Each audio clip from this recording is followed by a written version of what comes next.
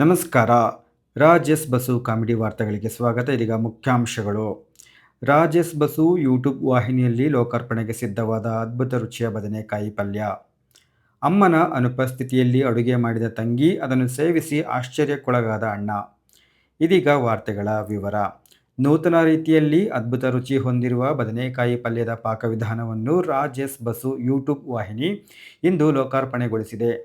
ಈ ಬಗ್ಗೆ ಮಾತನಾಡಿದ ವಾಹಿನಿಯ ವ್ಯವಸ್ಥಾಪಕ ರಾಜ್, ಈ ಪಲ್ಯವು ಸರಳ ಮತ್ತು ರುಚಿಕರವಾಗಿದ್ದು, ತಿಂದವರು ಮೈಮರೆತು ಕೇಳಿದವರ ಕರುಣಿಸುವುದರಲ್ಲಿ ಯಾವುದೇ ಅನುಮಾನ ಇಲ್ಲ ಎಂದಿದ್ದಾರೆ.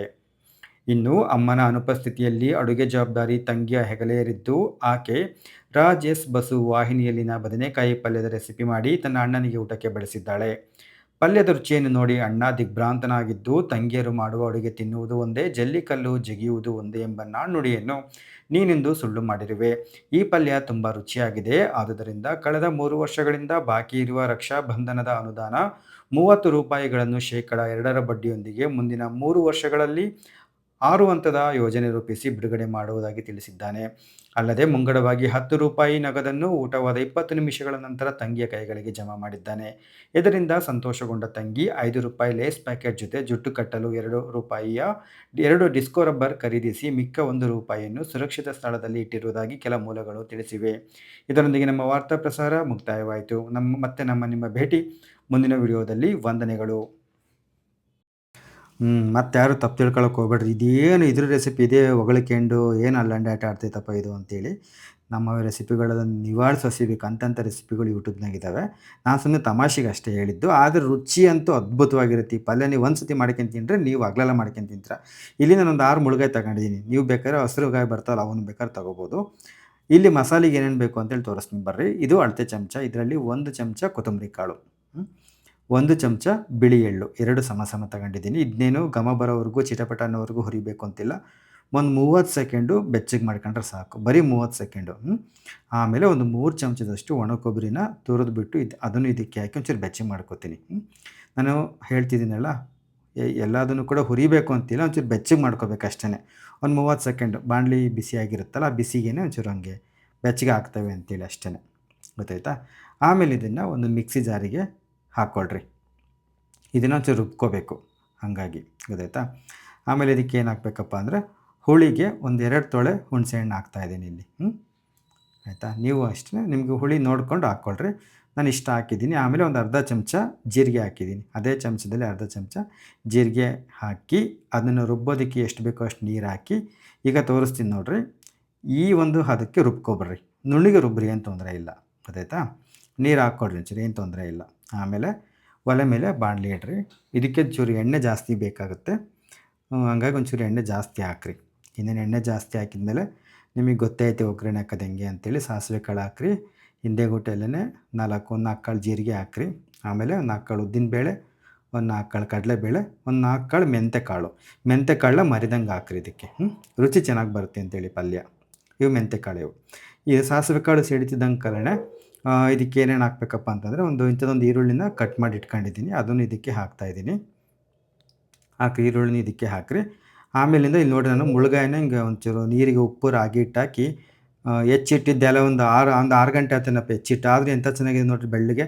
ಬರೀ ನೀರಾಗೆ ಹಾಕಿದ್ದು ಇಷ್ಟೊತ್ತಿಗೆ ಕರ್ರ ಮುಸಿ ಆಗವು. ಹಂಗಾಗಿ ನೀವು ಹಿಂಗೆ ಮಾಡ್ಕೊಳ್ರಿ. ಅದನ್ನು ಹಾಕ್ಬಿಡ್ರಿ. ಈರುಳ್ಳಿ ಹಾಕ್ತಿದ್ದಂಗೆ ಕಲನೆ ಹಾಕ್ಬಿಡ್ರಿ. ಮತ್ತು ಈರುಳ್ಳಿ ಏನು ಅದನ್ನು ಎಣ್ಣೆಲಿ ಮಾಗಿಸ್ಬೇಕು ಹಂಗೇನಿಲ್ಲ. ಈರುಳ್ಳಿ ಹಾಕ್ತಿದ್ದಂಗೆ ಕಲನೆ ಹಿಂದೆ ಗುಟ್ಟಲೇ ಮುಳುಗಾಯಿ ಹಾಕ್ರಿ. ಆಮೇಲೆ ಅದ್ರ ಹಿಂದೆ ಗುಟ್ಟಲೇ ಇಲ್ಲಿ ಒಂದು ಇಂಚಷ್ಟು ಶುಂಠಿನ ತುರಿದು ಇಟ್ಕೊಂಡಿದ್ದೀನಿ. ಅದನ್ನು ಇದಕ್ಕೆ ಹಾಕ್ರಿ. ಆಮೇಲೆ ಬೆಳ್ಳುಳ್ಳಿ, ಒಂದಿಷ್ಟು ಬೆಳ್ಳುಳ್ಳಿನ ದೊಡ್ಡವಿದ್ವು ಅದಕ್ಕೆ ಒಂಚೂರು ಸಣ್ಣದಾಗಿ ಹೆಚ್ಚಿದ್ದೀನಿ. ಅದನ್ನು ಇದಕ್ಕೆ ಹಾಕ್ರಿ. ಆಮೇಲಿಂದ ಒಂದು 2 ಟೊಮೆಟೊ ಹಣ್ಣು ತಗೊಂಡಿದ್ದೀನಿ. ಸಣ್ಣ ಒಂದು 2 ಟೊಮೆಟೊ ಹಣ್ಣು ಅಂಥವು ಹೆಚ್ಚಿ ಇದಕ್ಕೆ ಹಾಕ್ತಾಯಿದ್ದೀನಿ. ಗೊತ್ತಾಯ್ತಾ?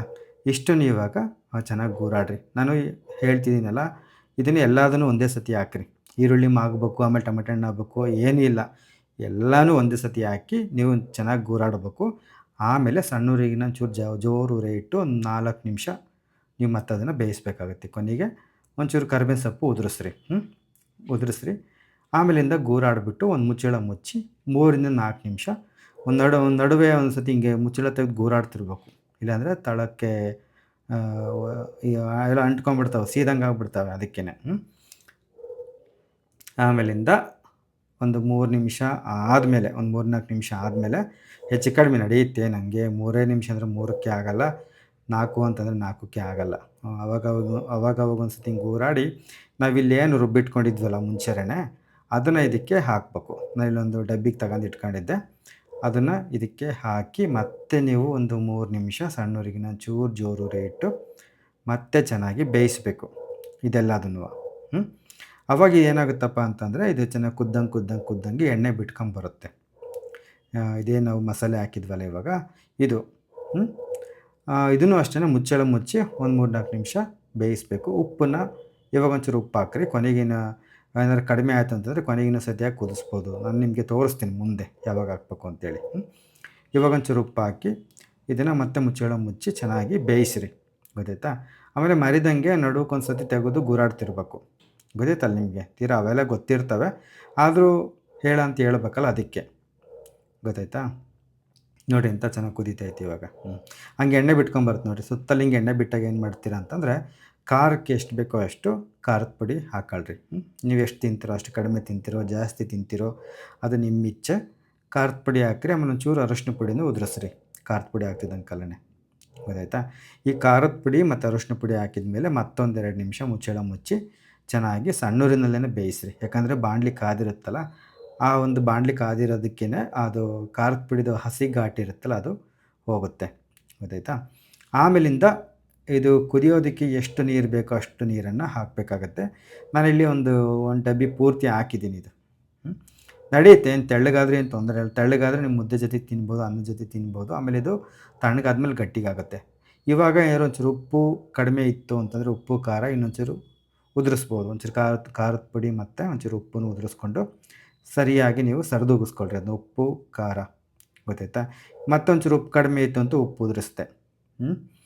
ಅದು ಉಪ್ಪು ಹುಳಿ ಖಾರ ನಿಮ್ಮ ಇಚ್ಛೆ. ಹುಳಿ ಒಂಚೂರು ಕಡಿಮೆ ಆಗಿತ್ತೆ ಅಂತಂದರೆ ಇನ್ನೊಂಚೂರು ಹುಣಸೆ ಹುಳಿ ಹಿಂಡ್ಬೋದು, ಏನೂ ತೊಂದರೆ ಇಲ್ಲ.